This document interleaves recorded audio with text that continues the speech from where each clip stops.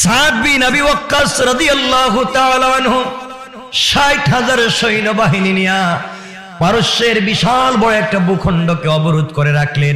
দীর্ঘদিন পর্যন্ত অবরোধ করে দিলেন। হঠাৎ করে সাহাবায়ে কেরামদেরকে একত্রিত করলেন, সাথী বন্ধুদেরকে একত্রিত করলেন, সকলকে একত্রিত করে বললেন, শোনো মুসলমানেরা, আমরা আল্লাহর রাসূলের সাহাবী, আমরা আল্লাহর সৈনিক, আমরা এই দেশে এসেছি, ইসলামের দাওয়াত নিয়ে এসেছি। তোমাদের কাছে জানতে চাই, ইসলাম কি এই দেশ পর্যন্ত থাকবে নাকি দরিয়ার অপারও ইসলাম প্রতিষ্ঠিত হবে? ইসলাম কি পারস্যের ভূখণ্ড পর্যন্ত থাকবে নাকি ইসলাম আফ্রিকা পর্যন্ত পৌঁছা রাখবে, ইসলাম এশিয়া পর্যন্ত পৌঁছা রাখবে? সকল মুসলমানের এক বাক্যে জবাব দিলেন, আপনি আমাদের লিডার, আপনি আমাদের নেতা। আল্লাহ পাক রব্বুল ইজ্জত ওয়াল জালাল আমাদেরকে জানিয়ে দিয়েছেন, আল্লাহু ওয়ালিয়ুল্লাযীনা আমানু, যারা ঈমান এনেছে আল্লাহ রব্বুল ইজ্জত ওয়াল জালাল তাদের অভিভাবক। আল্লাহ যদি আমাদের অভিভাবক ওলি বন্ধু হয়ে যায়, এপারে কেন পৃথিবীর সকল প্রান্তরে দিন পৌঁছে দেবার দায়িত্ব আমাদের। রব যদি আমাদের সাথে থাকে, আমাদের কিছু হবে না। কোন সুবহানাল্লাহ। হযরতে সাদ বিন আবি ওয়াক্কাস বললেন, শোনো মুসলমানেরা, তাহলে আমরা দরিয়া পার হয়ে সাগর পাড়ি দিয়ে আফ্রিকা মহাদেশ পর্যন্ত ইসলামের পতাকা পৌঁছে দেওয়া লাগবে। চলো না আমরা ওখান পর্যন্ত যাই। সাহাবায়ে কেরাম মুসলমানেরা বলতে লাগলেন, আপনি আমাদের সেনাপতি, আপনার কথা শিরোধার্য, আপনি যা বলবেন তা আমরা মানতে পারি, কিন্তু এই বিশাল সাগর কেমনে পার হয়ে যাব, বিশাল দরিয়া কেমনে পার হব? আমাদের কাছে পার হবার মতো স্টিমার নাই, লঞ্চ নাই, জাহাজ নাই, নৌকা নাই, কি দিয়ে আমরা পার হয়ে যাব? সাদ বিন আবি ওয়াক্কাস বললেন, কি দিয়ে পার হব জানি না, কিন্তু পার হওয়া লাগবে তা জানি। কি দিয়ে পার হওয়া লাগবে জানি না, পার হতে হবে তা জানি। কেন জানি? রব বলেছেন, দিন প্রচার করো, দিন প্রচার করার জন্য পার হওয়া লাগবে। আল্লাহর দিন প্রচার করবার জন্য দরিয়া পার হওয়া লাগবে। আল্লাহ বলেছেন, তার পথে যারা চলে তিনি তার বন্ধু। বন্ধু যদি মনে চায় ডুবাইয়া মারবে, বন্ধু যদি মনে চায় পার করাইয়া দিবে। আল্লাহু আকবার বলেন। সাদ বিন আবি ওয়াক্কাস কথাগুলো বলতে লাগলেন আর বললেন, রব বলেছেন তিনি আমাদের বন্ধু। বন্ধু কেমনে আমাদেরকে আঘাত করবে, বন্ধু কেমনে আমাদেরকে মেরে ফেলবে বুঝে আসে না। তিনি তো দুনিয়ার কোন সাধারণ বন্ধু না। আমার রাসূলের সঙ্গে তিনি বন্ধুত্ব করলেন। ও সাহাবীরা, ও মুসলমানেরা, তিনি তো আমার রাসূলের সঙ্গে বন্ধুত্ব করলেন, তাকে আরশে আজিম পর্যন্ত পৌঁছে দিলেন, তার সঙ্গে বন্ধুত্ব করলেন। তিনি তাকে কাফিরদের মধ্যখান থেকে উঠায়া মদিনা পর্যন্ত পৌঁছে দিয়েছেন। আল্লাহর সঙ্গে যারাই বন্ধুত্ব করেছে আল্লাহ তাদেরকে হেফাজত করেছেন। আর রব বলছেন তিনি আমাদের বন্ধু। আল্লাহ যদি গোটা করে বলেছেন তিনি আমাদের বন্ধু, আমরা তার এই কথার উপরে বিশ্বাস করে নদীতে, সাগরে, দরিয়ায় ঝাঁপ দিতে পারি। আল্লাহ যদি সত্যি বন্ধু হয় আমাদের কোনো ক্ষতি হবে না। সুবহানাল্লাহ জোরে পড়েন। ৬০,০০০ সৈন্য সাথে নিলেন। গভীর রাত্রে অন্ধকার, তিমিরাচ্ছন্ন অন্ধকার, সবাইকে নিয়ে গভীর রাত্রে ২ রাকাত সালাত আদায় করে রবের কাছে বললেন, বন্ধুর কাছে বললেন, বন্ধু যাই, খবর রাখো, দেখো আমরা কিন্তু পার হয়ে যাচ্ছি, তুমি খবর রাখো। বন্ধুর কাছে সব কথা বলে সাদ বিন আবি ওয়াক্কাসের বাহিনী যখন সাগরের দরিয়ার উপর দিয়ে চলা শুরু করলেন, ঘোড়া নিয়ে চলতে লাগলেন, সাঁতার কেটে চলতে লাগলেন, আসবাবপত্র, অস্ত্র সামগ্রী যা আছে সব পিঠের মধ্যে নিয়ে চলতে লাগলেন। রব্বে পাকের জাতের কসম, চলতে লাগলেন। বিশাল বড় দরিয়া গভীর রাত্রে পার হয়ে চলে গেলেন। একজন সাহাবীরও ক্ষতি হয় নাই, তাদের কোনো জিনিসের ক্ষতি হয় নাই। আল্লাহু আকবার। আবার পৌঁছে গেলেন।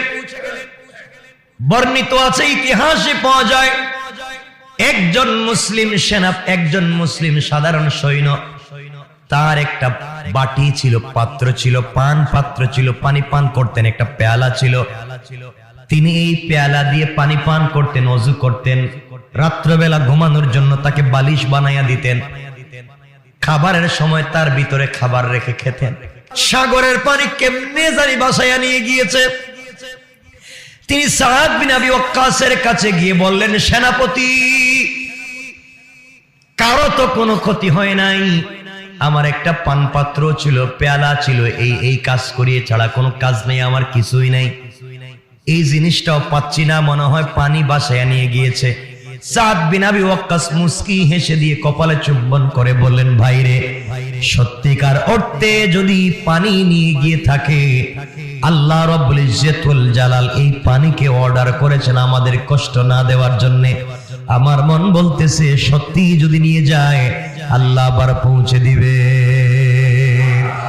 কিছুক্ষণ পরে হঠাৎ করে সাগরের মধ্যে জলোচ্ছ্বাস আসছে, জোয়ারের মতো আসছে। জোয়ার আসলো, পানি উপর দিকে উঠে গেল।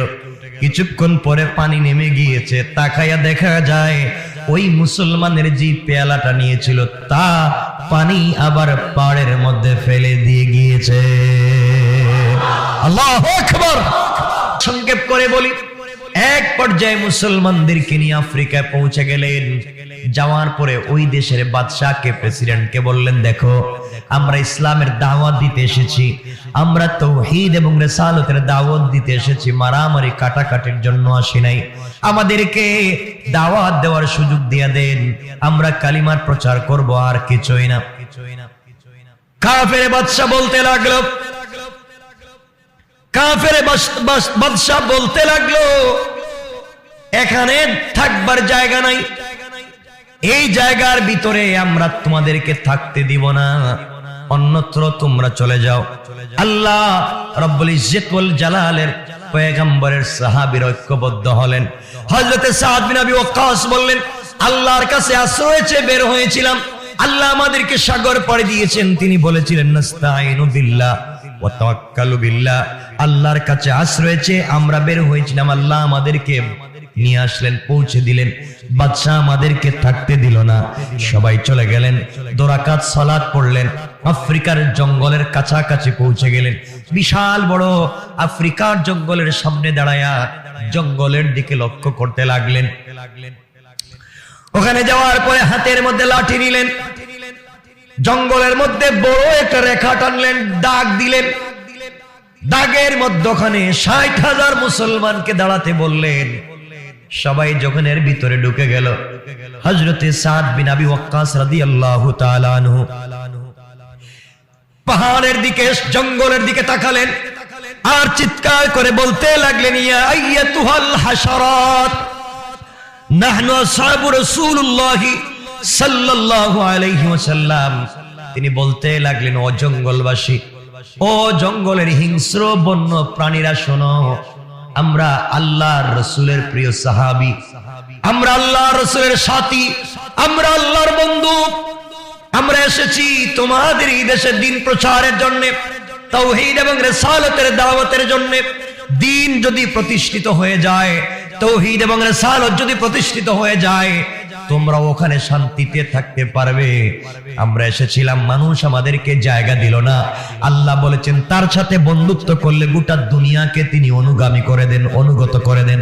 আমরা তোমাদের সামনে বলছি, শোনো, আমরা কয়েকদিন এই জঙ্গলে থাকতে চাই, এখানে থেকে আমরা দ্বীন প্রচার করতে চাই, মারামারি কাটাকাটি চাই না, ফিতনা ফাসাদ চাই না, যুদ্ধ হাঙ্গামা চাই না, এই জঙ্গলে থেকে আমরা দ্বীন প্রচার করতে চাই, তোমরা আমাদেরকে ডিস্টার্ব করতে পারো না।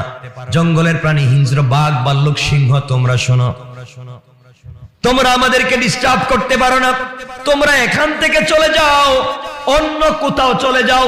আমি তোমাদেরকে বক্তৃতা করছি আল্লাহর পক্ষ থেকে, রাসূলের পক্ষ থেকে, তোমরা জঙ্গল ছেড়ে অন্য জায়গায় চলে যাও, আমাদেরকে স্বাধীনভাবে শান্তিতে এখানে বসবাস করে দ্বীন প্রচারের সুযোগ আমাদেরকে করে দাও।